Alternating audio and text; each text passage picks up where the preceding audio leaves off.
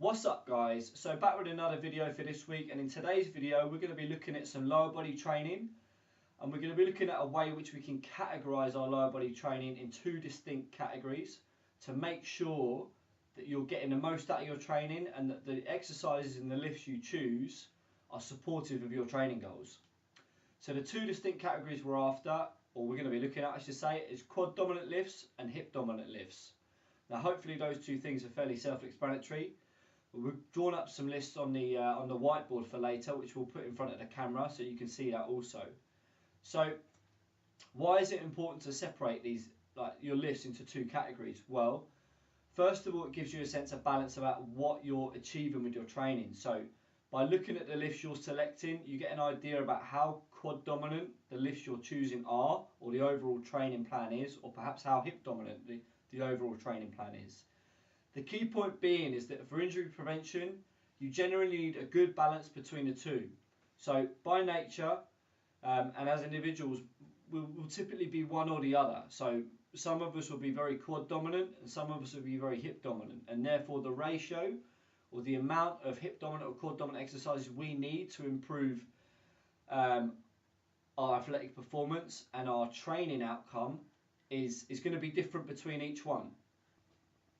The key point being, guys, is that we need a good balance between the two. So for the sake of injury prevention, we want to make sure that we're balancing out our quad dominant work with our hip dominant work.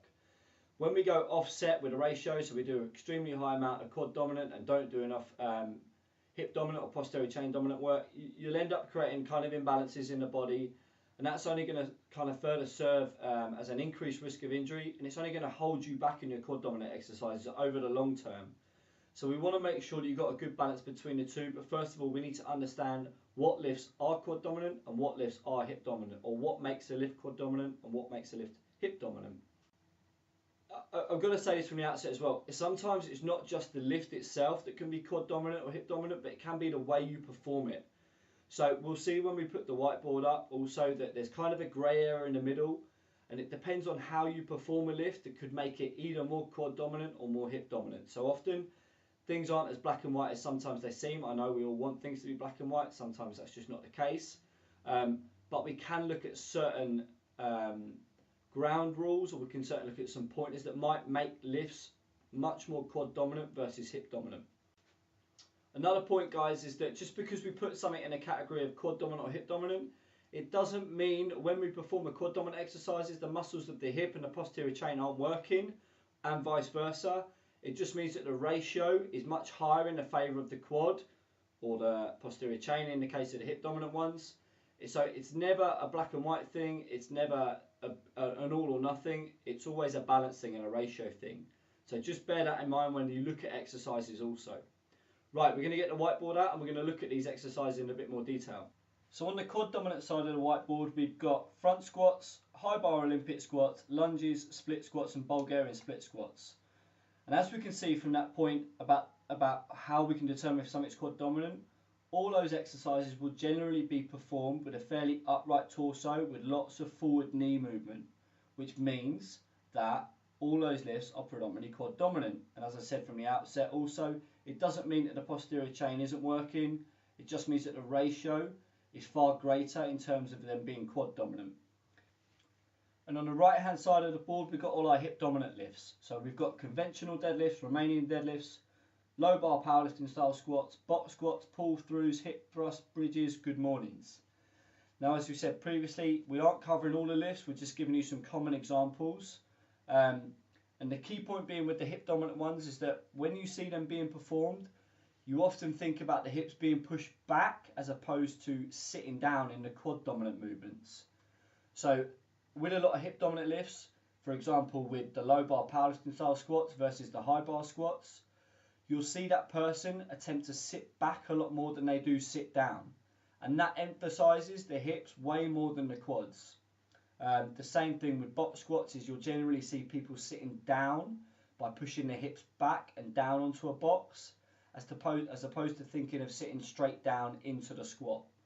So with everything on the right hand side being way more hip dominant, it's going to mean that your posterior chain recruitment is going to be way higher on that side than it is on the quad dominant side, obviously. So if you need your posterior chain to be brought up to strength and development, you need to make sure that your overall training plan is way more in favour of hip dominant exercises than it is in quad dominant exercises. The area in the middle, which we've written squats and deadlifts, it's a bit of a grey area because, as we said in the beginning of the video, it kind of depends on how you perform them. But also at the beginning of the video, we also said that just because something is in either a quad dominant or a hip dominant category, it doesn't mean that the opposite isn't working. So a squat is generally a bit more of a quad dominant exercise, but it doesn't mean that the muscles of the hip and the posterior chain aren't working. It's just the ratio at which they're working with each other. So it's all about creating a balance with our training, guys. So make sure that you're aware of the lifts you choose and how much they're in favour of them being quad dominant or hip dominant. So there we have it, guys. There's a little brief overview of how we can classify our lower body lifts into two distinct categories, whether something is quad dominant versus hip dominant. I advise you to look at your overall training plan and decide where you need to favour, or what category you need to favour based on your own individual needs. From my perspective, I always err on the caution of having too many hip dominant exercises versus quad dominant, so I can't give you an exact ratio whether it's 2 to 1 or 3 to 1, but I'd probably outweigh the hip dominant over the quad dominant exercises. But there you have it, guys. There's a brief overview. I hope this video has helped. Please feel free to leave us any questions and comments below. Also give us an idea for any future topics you'd like to see covered in a video. Until next time, guys, stay strong and we'll see you soon.